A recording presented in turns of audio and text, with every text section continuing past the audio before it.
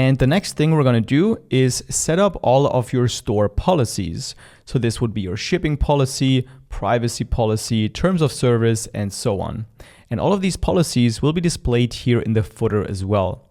So when we go to the preview store page and hover over this part of the footer, you can see that the policy pages will be displayed right here. Currently, we only have the privacy policy, but now I'm going to show you how to set up all of the other policies as well. To do that, let's go back to this tab right here and then go back to the dashboard.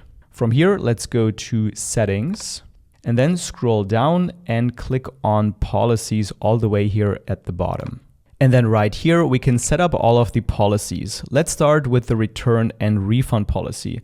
Let's click into this. And then the cool thing with Shopify is that they already have a template for all of these kinds of policies. So we can simply click on insert template right here. And then all of these standard things that you would add to a return and refund policy are already in this document. The only thing you have to do is read through this and make sure everything applies to your store as well, and also replace any of these bracket items where you have to enter your own information. Once you've done that, click on publish, and then this page has already been set up. The privacy policy has already been set up for us. So let's go to terms of service.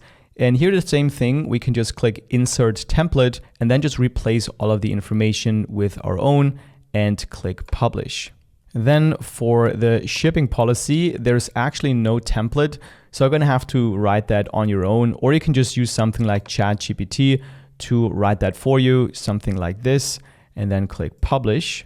And then lastly, we have contact information. Here again, you can just use their template or enter all of your own information manually and then click publish. And that's pretty much it. So to see if this worked, we can go to our store preview, reload the page, and then here under terms and policies, when we hover over it, we can see all of our policy pages right here, and we can click on these links and then the policy will open up like this.